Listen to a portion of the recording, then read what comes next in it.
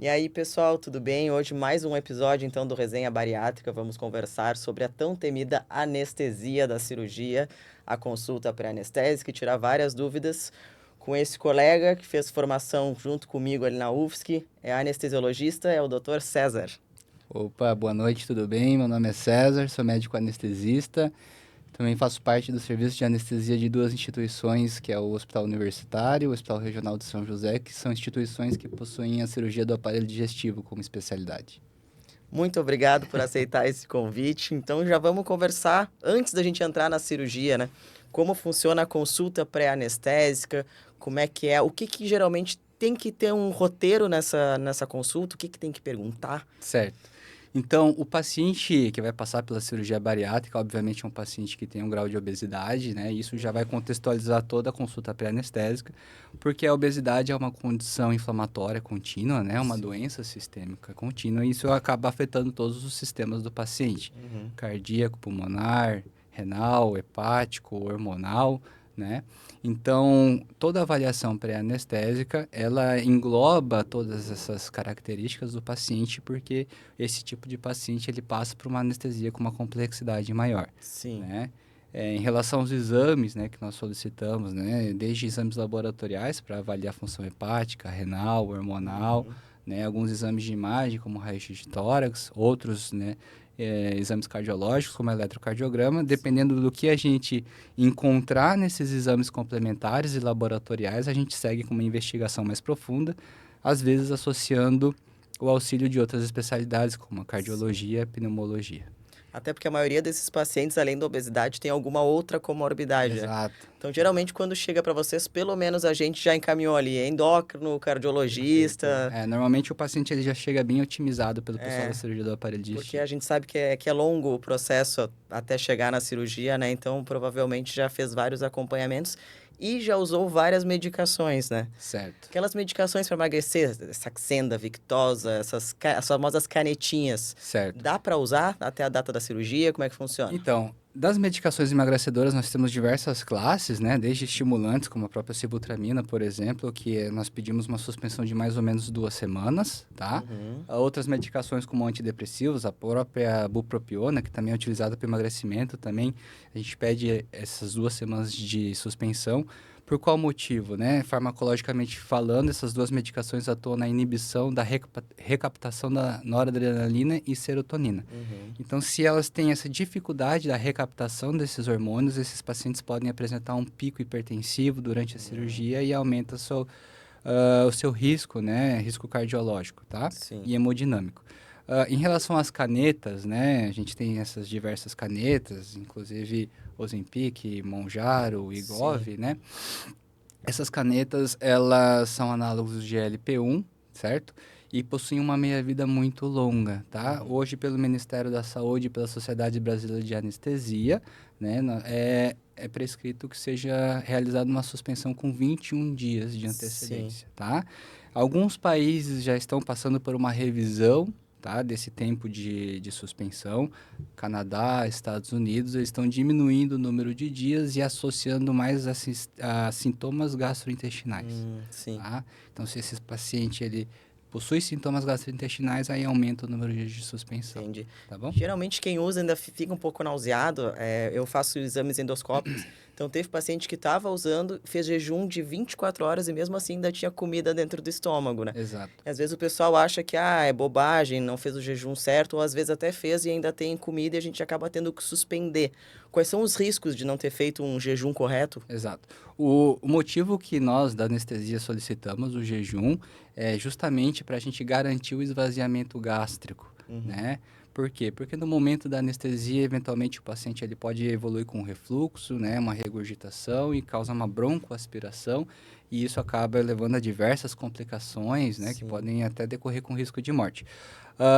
Quando o paciente ele faz o uso dos análogos de GLP-1, né, que inicialmente eram medicações para o tratamento da diabetes, né, e Uhum. passou depois para a obesidade, porque justamente ela causa essa sensação de saciedade, porque ela lentifica o Sim. esvaziamento gástrico, né, o peristaltismo fica mais lentificado. E aí, nesse momento, a gente acaba perdendo né, perdendo esse nivelamento, né, do esvaziamento gástrico pelo tempo de jejum. Então, mesmo realizando o tempo de jejum, a gente não consegue realizar o esvaziamento Esvaziar gástrico. total, sim. Isso. Ah, no futuro, né, tudo indica que a gente vai recorrer sempre ao uso do ultrassom, tá? Sim, Tá? legal. Porque, né, Mais enfim, seguro, né? quanto mais o tempo vai mostrando pra gente que essas medicações clínicas vão estar cada vez mais inseridas, né, nesse Sim. tipo de paciente. Então, provavelmente, quando o paciente adentrar na sala cirúrgica, né, o anestesista vai fazer um ultrassom gástrico para Sim. garantir que tem um esvaziamento Querendo ou não, gástrico. muda muito de paciente para paciente, né? Então, fazer o Exato. ultrassom é legal, porque eu posso ter um esvaziamento mais rápido, o outro pode ter um esvaziamento um Isso, pouco mais devagar. isso, né? Então, é bem mais seguro realmente Isso. fazer o ultrassom. E medicações que o pessoal usa às vezes para afinar o sangue, né? Que eles dizem, medicação de afinar o sangue, um AS, um clopidogrel, alguma coisa assim. Uhum. Tem que suspender quanto tempo antes? Essas medicações de afinar o sangue, né, nós chamamos algumas de antiagregantes e de Uhum, anticoagulantes, né? A gente solicita, de forma geral, simplificando, uma suspensão de 5 dias, sim. tá? A não ser que tenha alguma contraindicação de não Isso, suspender, óbvio, né? né? O paciente que passou por exemplo, um infarto agudo no miocárdio, está fazendo um acompanhamento mais próximo ali do cardiologista, Uhum. eventualmente a gente vai solicitar essa avaliação do cardiologista e o cardiologista ele vai julgar o risco-benefício da suspensão Da da medicação. suspensão, sim.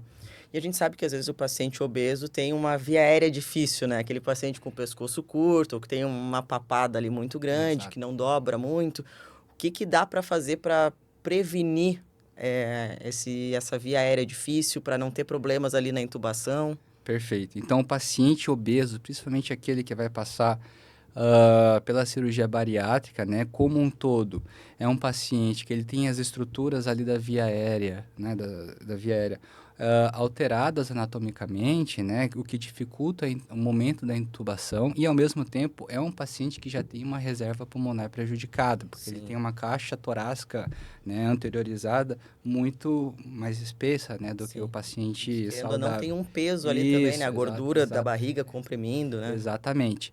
Então, são pontos cruciais no momento da intubação, da indução anestésica, né? Que a gente vai se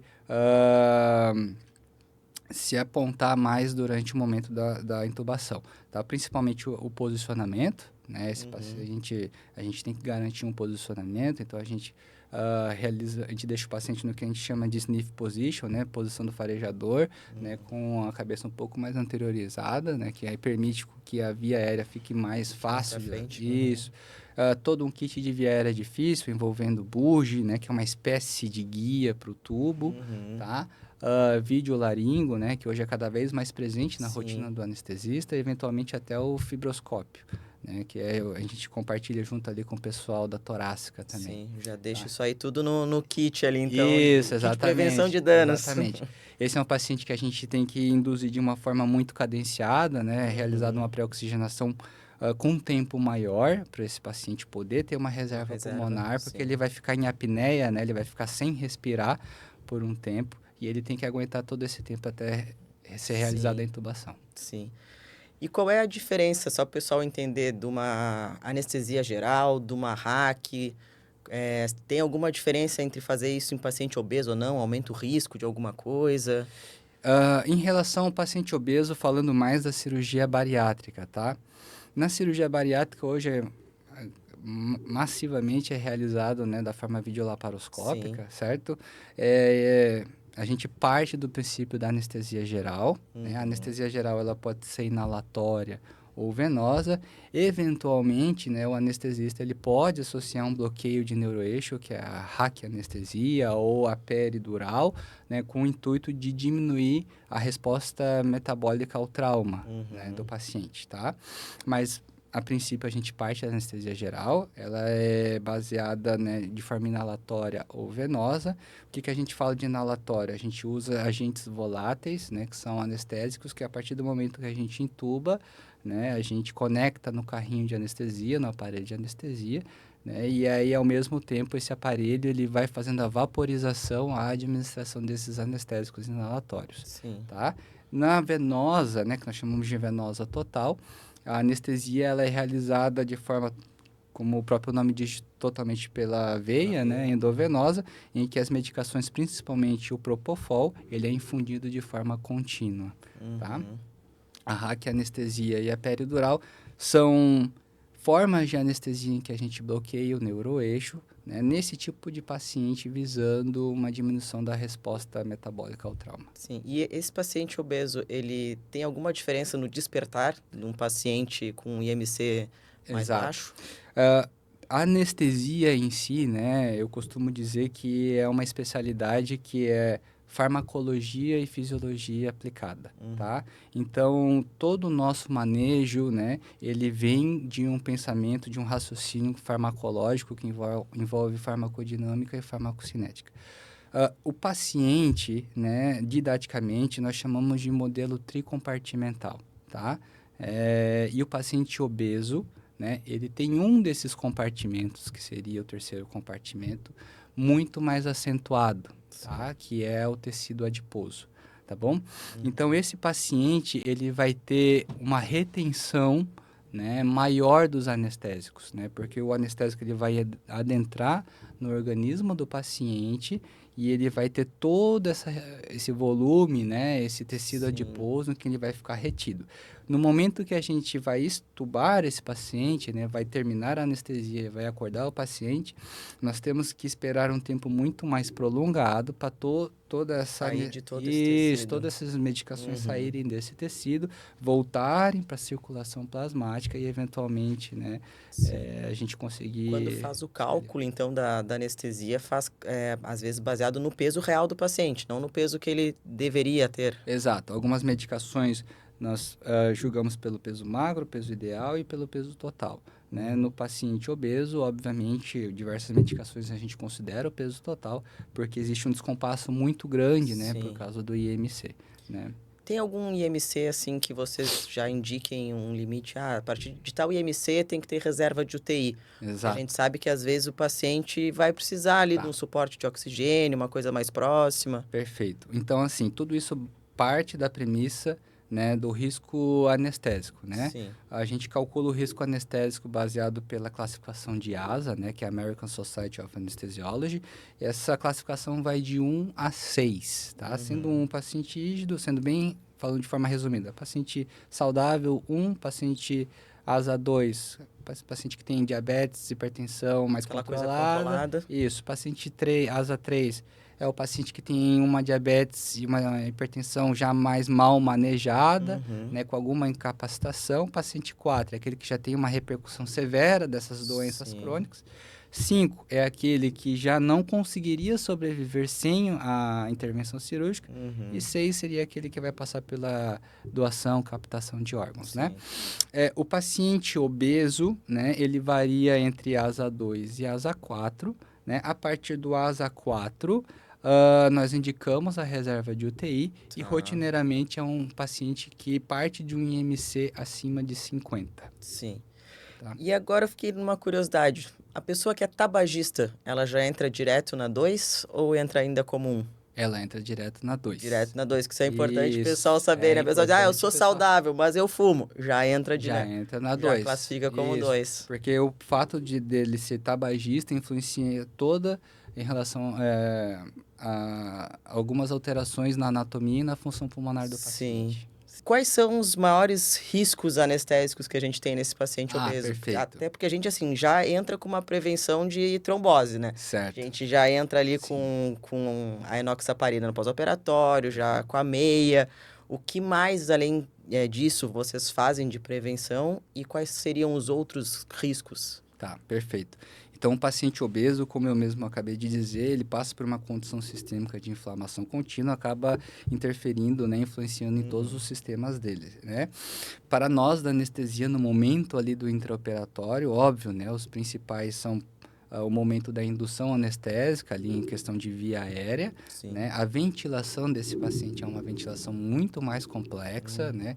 Exatamente porque ele tem toda a caixa torácica, a própria cirurgia também já Mas a cirurgia acaba por influenciando vídeo por já vídeo. pesa um pouco o pulmão, né? Porque a Exato. gente coloca bastante gás dentro da barriga, então acredito que para Isso. vocês ali força um É, pouquinho. tem até uma questão de física, né? Porque o pneu peritônio, né, junto com o relaxante muscular, ele causa uma cefalização ali da parte posterior do diafragma, né? E o Sim, diafragma, né, como você mesmo sabe, né, ele é meio que curvo ali dentro do sim, abdômen, né, numa vista mais sagital, e aí ele causa uma circunferência, né? Essa circunferência, eu tô falando aqui de uma forma para associar que a anestesia tem muita física também, sim, tá? Essa circunferência tem um raio, só que quando ela é cefalizada, esse diafragma, esse raio aumenta muito, aumenta, tá? claro, E aí a tensão, né, a força é proporcional sim. ao raio, então a gente tem que fazer muito mais força na ventilação para expandir, né, essa Claro. caixa Por isso que torácica. vocês pedem pra gente colocar o gás dentro da barriga devagar, né? Pra não Exato, ser um exatamente, tão rápido. né? Enfim, é um pouco mais de detalhe isso, né? Qual que é o motivo que a gente pede isso, né? O gás, ele causa uma pressão intraabdominal e ela Uhum. pode levar tanto a um aumento pressórico quanto uma queda pressórica, né? Um Sim. baixo débito, tá? Ah, é muito mais comum um baixo débito, certo? Porque vocês normalmente têm uma pressão acima de 15, assim, para É. manter ali o campo É em torno de cirúrgico. 15, é. Isso, tá? Até 12, tá? Pode ser que ele evolua com um aumento pressórico, porque acaba causando um efeito de massa nos vasos esplânicos e jogando mais volume de sangue para o retorno Uhum. venoso, tá? Acima de 12 é mais comum que ocorra um efeito de massa em cima da veia cava inferior e dificultando o retorno venoso. Aí a gente tem a queda da pressão. Sim. Por isso que é bastante importante para nós da A anestesia física isso, sermos avisados no momento do que a gente pneu está peritônio. começando o pneu. Sim, Exatamente, a gente tá? é uma das poucas conversas que o cirurgião tem com o anestesista, né? Tá Exato, começando o pneu. exatamente, exatamente. E, enfim, como eu acabei de dizer, depois da indução, né, a gente tem essa questão hemodinâmica que é muito Uhum. importante. Então, desde a intubação, da ventilação, né, do controle pressórico, que seria a hemodinâmica, e depois o momento crucial, né, que na anestesia a gente associa muito como pousar um avião, que é o momento da extubação. Sim. Esse paciente, ele evolui com atelectasia pulmonar, né? Então, a gente faz um recrutamento alveolar no momento da extubação para a gente garantir que ele tenha um menor risco de complicação pulmonar pós-operatória. Sim. E a gente estava falando ali de embolia e tudo mais. Uhum. Algum outro risco, assim, que lembre de prevenir antes? Alguma coisa que já dê para ir prevenindo antes a- Da anestesia? isso, antes da cirurgia, assim? Então, nós no momento do pré-operatório, né, temos alguns exames específicos, né, dependendo da forma que vai seguindo a investigação, Uhum. né? É, da forma, né, mais pensando na hemodinâmica do paciente, se esses pacientes evoluem às vezes com um distúrbio de condução ali no eletrocardiograma, ele passa por uma avaliação cardiológica em que ele vai realizar eventualmente até um cateterismo para ver uma questão de Uhum. obstrução, né, das artérias coronárias, e até, né, principalmente um ecocardiograma para ver fração de ejeção, né, esse tipo de coisa. Também, né, se o paciente ele tem uma função pulmonar prejudicada, a gente também solicita uma avaliação da pneumo.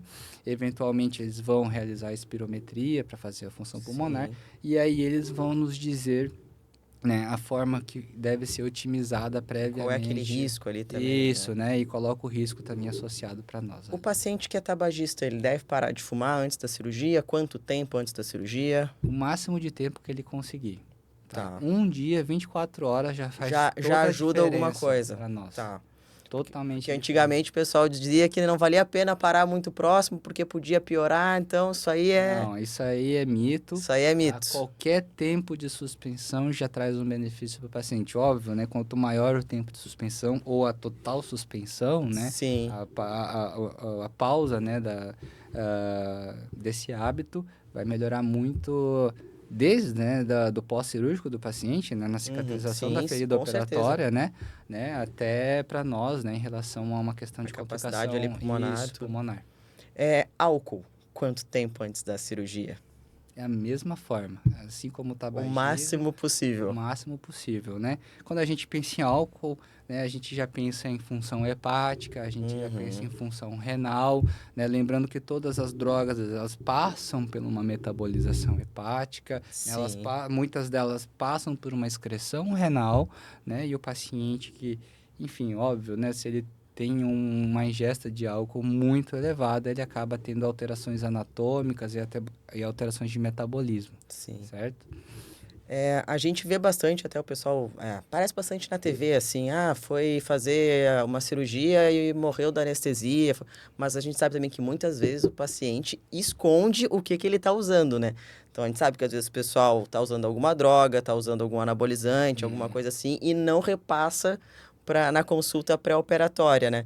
Essas drogas ilícitas, quais são os maiores riscos que tem em relação, ou até os anabolizantes, que a gente vê que está cada vez mais Perfeito. pessoal usando, né? Exato, né? A gente até tem recentemente no noticiário aí, né?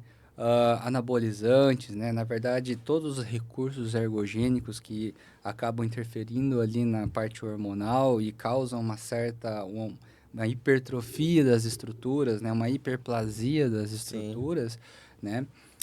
Muitas vezes são pacientes jovens, né? Em que na anamnese, né? Na avaliação do histórico clínico, não tem nenhum Nenhuma doença histórico, prévia, isso, né? nenhuma doença prévia, não teve nenhum episódio de Sim. dor torácica, né? E eventualmente nós interrompemos ali a investigação, né? Mas esses pacientes, eles, na verdade, passam por alterações anatômicas, principalmente ali do coração, Uhum. né? E são pacientes que causam um certo espessamento das paredes do coração e eles Aumenta todos os músculos, né? exato, Inclusive o músculo cardíaco. inclusive o músculo cardíaco. E esse tipo de paciente é um paciente que tolera menos, né, um baixo débito, né, uma queda pressórica, Hum, e aí causa uma isquemia generalizada ali na região da musculatura do coração. Pode evoluir ali com a parada cardíaca, sim. né, e aí evoluir até o óbito.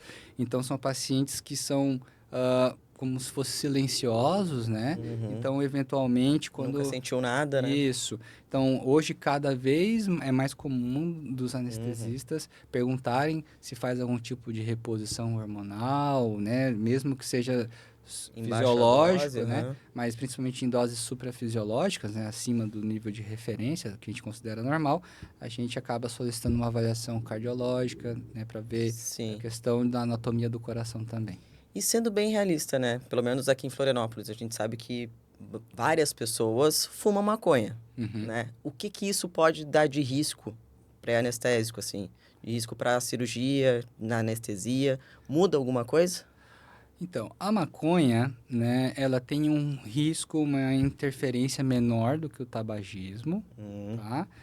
Pelo fato dela, né, produzir um certo tipo de fumaça, ela pode aumentar a chance de desencadear ali alguma crise asmática ali previamente à uhum. cirurgia, então eventualmente a gente usa ali algum broncodilatador, né, nesse paciente, mas esse paciente é um paciente que consome mais anestésicos, né? Hum, Porque é um paciente que ele já tem um consumo da maconha já visando, né? sim. Uma questão de serotonina maior, de dopamina maior. Então, Já esse é um tem essa paciente, alteração. isso, é um paciente que costumeiramente ele consome mais anestésicos. Uhum. É importante, né, o usuário relatar para o Relatar, claro. anestesista, para o anestesista manejar a anestesia, que é uma anestesia que já é mais complexa ainda, e se torna ainda mais por causa da maconha, em que a gente tem que administrar uma quantidade maior, normalmente, Uhum. de medicamentos anestésicos em relação ao próprio peso do paciente. Sim. E o pessoal do vape aí que a gente vê também usando, tem alguma influência? O vapor, ele tem uma influência mais pulmonar. Hoje já se sabe que o vapor, ele causa, sim, um prejuízo das funções, né, e capacidades Uhum. pulmonares, né?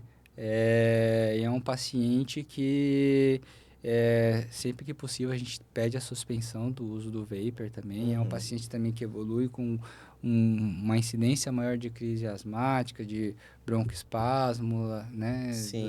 durante a anestesia. O que que pode acontecer, porque a gente debocha bastante que anestesista adora cancelar a cirurgia, né? Certo. Então, assim, quais são as coisas dramáticas que o paciente pode fazer que vai dizer, não, vou ter que suspender porque assim não dá. No momento que ele entra, que ele já está no Que mapa já cirúrgico, tá ali, já passou pela chegou no centro consulta. cirúrgico. Bem, o principal delas é o paciente não ter realizado o jejum. O jejum. Né? O jejum é mandatório, Sim. né? Exatamente porque nós queremos diminuir o risco de broncoaspiração, diminuir o risco de evoluir com uma pneumonite química, que aí já tem, né, um risco de morte, uma mortalidade muito maior. É um paciente que depois vai acabar na UTI. Para o próprio cirurgião também é ruim, depois que ele vai ter que fazer esse segmento e acompanhamento do paciente. Segunda coisa, né? Pacientes que vêm mal otimizados, principalmente da questão pressórica, né? Pacientes que vêm com um pico hipertensivo sem muito acompanhar elevado, direito, sem né? acompanhamento, né? E pacientes, principalmente, que têm alguma alteração cardíaca, né? E ali que não foi investigada e ali no momento da monitorização, antes da anestesia, a gente acaba localizando ali, né? Alguma alteração, né? Um supra de ST. Olhou o monitor, viu que tem alguma coisa estranha. Aí o paciente já fala, olha, eu tô desde ontem com dor torácica, né? Então, aí é um paciente... Tô cansando muito fácil, tô subindo 2 degrauzinhos, tô cansando. Exatamente, né? Mas, enfim, de forma geral, o principal motivo que a gente acaba... É o jejum, com certeza, né? O jejum do E às vezes o pessoal não respeita mesmo, né? Acha que não tem problema, não dá nada. Exatamente. E isso eu digo que é complicado. Às vezes o pessoal faz a despedida da comida, assim, na véspera da cirurgia. Aí não tem condição. Exatamente. Então, é um paciente que tem que ser E a medicação educado, que a gente né? estava falando também, né? Se às vezes esqueceu de suspender ali a medicação, né? Esse paciente ele passa por uma orientação na avaliação pré-anestésica, e normalmente até o cirurgião ele já sabe algumas medicações que têm que ser suspensas, mas se o paciente ele não consegue respeitar o tempo de suspensão dessas medicações... às vezes até esqueceu, né? Esqueci e apliquei a caneta essa semana. Exato, né? A caneta, por exemplo, é algo que é muito estabelecido pelo Ministério da Saúde e pelo SBA, tempo de 21 dias, então é mandatório que seja respeitado para a gente poder seguir com a cirurgia. Líquido é tipo água. Quanto tempo que vocês estão dando, assim, de... Depende do volume, né, de ingesta, né? Uma quantidade ali aceitável, né? Até 2 horas de suspensão. Não sendo um galão de água. Isso, exatamente, né? Nós temos o que nós chamamos de líquidos claros, né? E a gente fica aí na casa das 4 horas, né? Chás, sucos. E líquidos mais grosseiros, como se fosse leite, assim. Aí a gente já fica aí na casa de 6 a 8 horas de suspensão. Não, beleza. E muda alguma coisa em relação à sedação? Porque eu faço bastante endoscopia, né? E a gente sempre pede pro paciente, no pré-operatório, fazer uma endoscopia. O paciente obeso, muda alguma coisa a sedação? Tem algum risco maior? Como é que funciona? A sedação, né, também é uma outra prática da anestesia, né? Eu tenho uma empresa de sedação, por exemplo, também. E hoje, né, na sedação, nós temos vários recursos, entre elas as bombas, né, alvo controladas, né, em que a gente consegue colocar ali o modelo farmacocinético e nesse modelo farmacocinético a gente inclui o peso do paciente. Né? Obviamente, né, quanto maior o peso, a gente precisa fazer uma administração maior desses anestésicos. Né? Como a gente está falando de sedação e não de anestesia geral, ou seja, o paciente ele não é entubado, é um paciente que é uma sedação com manejo muito mais fino, porque a gente, ao mesmo tempo que tem que realizar uma administração maior de sedativos, né, de medicações anestésicas... Por menos tempo também, né? Exato. A gente tem que tomar muito mais cuidado com a questão, né, de obstrução da via aérea, né? São pacientes que normalmente eles já têm alguma espécie de SALS, né? Síndrome da apneia obstrutiva, né? Esse paciente já tem a apneia, já chega roncando ali. Alguns pacientes já fazem uso de CPAP para dormir, né? Que é bem comum no paciente obeso, né? É bem comum, paciente obeso, ou o próprio usuário de anabolizante também é cada vez mais comum o uso de CPAP, porque ele acaba, né, causando essa hipertrofia das estruturas. Então, são pacientes que, antes de realizar a sedação, ele fica ali, né, com fornecimento de oxigênio por meio do catéter nasal, na endoscopia, por exemplo. Usa bastante. Isso, por um tempo maior e com fluxo maior, para que ele vai provavelmente evoluir com algum tipo de obstrução durante o exame, e aí, pelo menos, ele já tem uma reserva pulmonar até o momento que ele consiga... Até porque, geralmente, são exames mais rápidos ali, então é curto tempo até o paciente acordar, né? Exato, varia ali de 5 a 15 minutos, dependendo do que vai ser realizado. Né? Às é uma vezes a coisa mais colonoscopia é um pouquinho mais longa, né? às vezes é uma coisa mais diagnóstica, às vezes é mais terapêutica, né? Sim. Então, aí a gente vai fazendo esse ajuste cada vez mais fino. E como é que funciona o manejo da dor no pós-operatório? Porque a gente sabe que, às vezes, dependendo da cirurgia, é desconfortável, né? Exato. Não tem como. Isso.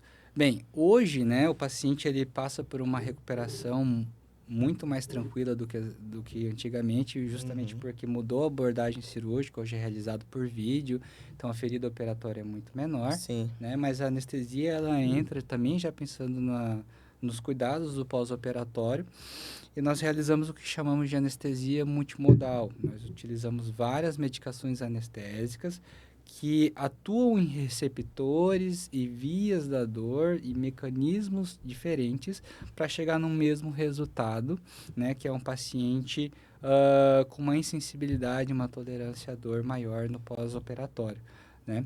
Então, nós usamos algumas medicações como anestésicos locais, como a lidocaína, temos outros análogos de opioides que têm uma meia-vida mais longa e funciona bastante para o paciente obeso, como a metadona, né? Eventualmente pedimos até para o cirurgião fazer aquela infiltração perto da A gente ferida costuma fazer bastante, operatória. Isso, né? Hoje já tem estudos que mostram que tem uma relevância grande na dor do paciente no pós-operatório.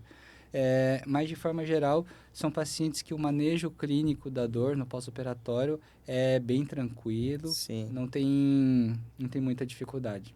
Porque até a cirurgia por vídeo, ali, a cirurgia bariátrica, realmente são buraquinhos pequenininhos.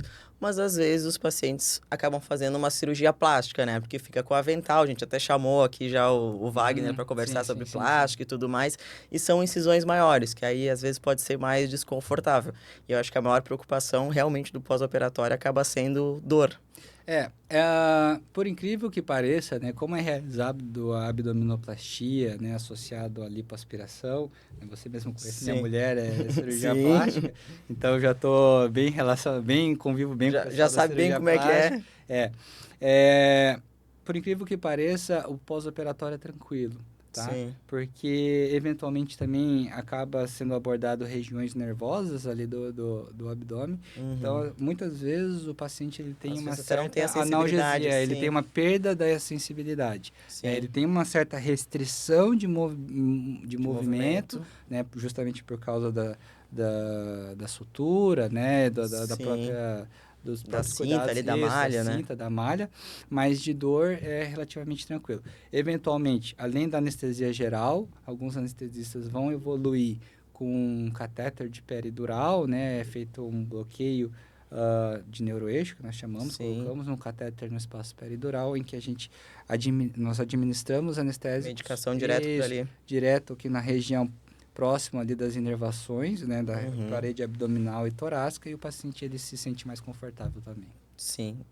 Bom, todas essas cirurgias aí que acompanhou, e no HU também, né, que a gente trabalhou junto, já pegou várias cirurgias altamente complexas.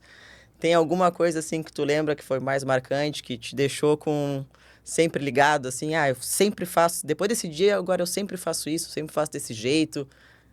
Lembra algum caso, assim, mais dramático que ensinou? Existe um quadro clínico, né, que sempre ali, de uma certa forma, preocupa os anestesistas. Isso não é, né, específico da cirurgia bariátrica, né, mas é a questão do choque anafilático. O choque anafilático é um quadro em que o paciente ele passa por uma liberação de histamina e aí ele passa, né, por uma vasoplegia muito grande, né, acaba evoluindo com broncoespasmo, baixo débito, enfim, paciente que passa por uma situação com risco de morte bem significativo, né? O que foi uma conduta minha que eu mudei, né, presenciando um choque anafilático, né? Alguns choques anafiláticos, né, algumas anafilaxias têm origem, por exemplo, do antibiótico. Né? O antibiótico de forma correta, né, previamente à cirurgia, deve ser realizado ali 60 minutos, 30 minutos antes. Eventualmente, né, o cirurgião pede ali logo antes da cirurgia, certo? Então, o tempo de ser realizado o antibiótico antes ou depois da indução anestésica não vai mudar nada para o cirurgião, questão de 3 minutos ali, né? mas para nós muda muito. Claro. Porque uma coisa é você ter um choque anafilático Durante uma cirurgia. com o paciente Né? entubado já. É. Outra coisa é você ter um choque anafilático com um paciente que ainda você não entubou. Sim. Vai evoluir com edema de glote, que ele já não vai ventilar mais, né? Então... Claro. Aí o medo já é realmente, né? Exato. Preservar a via aérea é Exato. sempre a primeira então, coisa. Primeira coisa, intubei, aí eu libero o antibiótico. Sim. E o mais comum que vocês veem, então, é em relação a antibiótico? Na verdade... Não comum, porque não é uma coisa tão comum ter um choque anafilático por Exato, antibiótico, né? né? Porque o choque anafilático, quando envolve antibiótico, né, ele é dose independente. Então, a partir do momento que o paciente entra em contato com antibiótico, não Independente se é uma gota ou se é o tubo. não interessa se eu vou interromper a infusão. A partir do momento que ele entra em contato, ele vai evoluir com o choque anafilático, se ele vai ter esse tipo de reatividade, né? Então, é uma coisa... é uma situação mais complexa, assim, E né? como não é uma coisa que usa tanto, né, antibiótico no meio, às vezes o paciente nem sabe que ele tem alergia àquela medicação. Exato. É mais comum saber se tem alergia de pirona, né? Porque Eventualmente, alguns pacientes que têm, por exemplo, já fiz cirurgias e usei um certo antibiótico, mas eu tenho alergia, por exemplo, à amoxicilina, né? Outra classe de antibiótico, por exemplo, em relação à cefazolina e amoxicilina. 20% desses pacientes podem evoluir, né, com uma reação cruzada e passar a ter a alergia é bastante, até 20%. Isso, né, a um antibiótico que ele já usou, mas aí ele passou a desenvolver essa alergia, tá?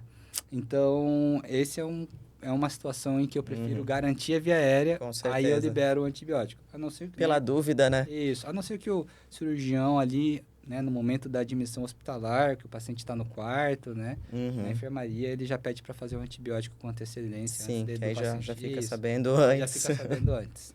E às vezes o paciente já sabe antes, né? Por exemplo, eu sei que eu sou alérgica à amoxicilina, então, mas eu sei que eu não sou alérgica a outra classe, porque eu já usei cefalexina, já usei cefalosporina. Exatamente. Então a pessoa já sabe, né? Agora quando não sabe, fica mais complicado. Mas é que você já é uma pessoa mais orientada, nem todo mundo que já tomou muito antibiótico nessa vida. Exatamente. Beleza, então muito obrigado, César, por todos esses questionamentos e dúvidas, Obrigado, doutora, por essa aula de física e anatomia. Olha, me desculpa se ficou algo muito abstrato.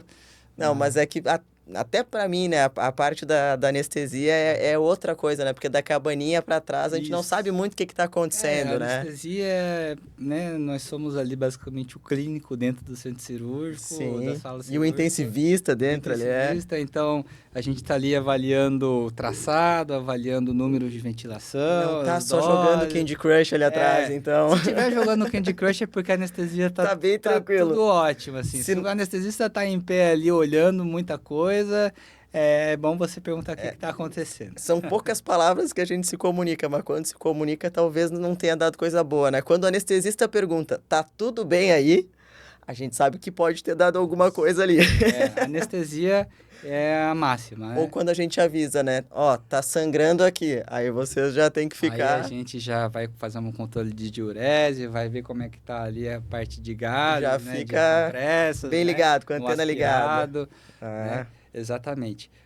Bem, vale a máxima, né? Anestesia são horas de tranquilidade e minutos de terror, né? Então é muito 880. Quando dá algum problema, tem que pensar muito rápido, né? Isso, tem que pensar muito rápido. Tu até falou agora, eu ia te dar tchau aqui, te agradecer, mas tu comentou ali que é que nem pousar um avião, né? Exato. Então, os momentos críticos da aviação é a decolagem e o pouso. Exato. A anestesia também. Isso. Inclusive, a forma Enquanto que tá voando, tá tranquilo.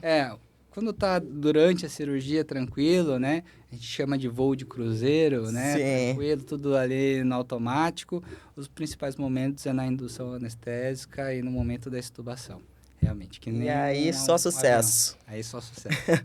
Beleza, muito obrigado, viu? Nada, doutora. Obrigado pelo convite.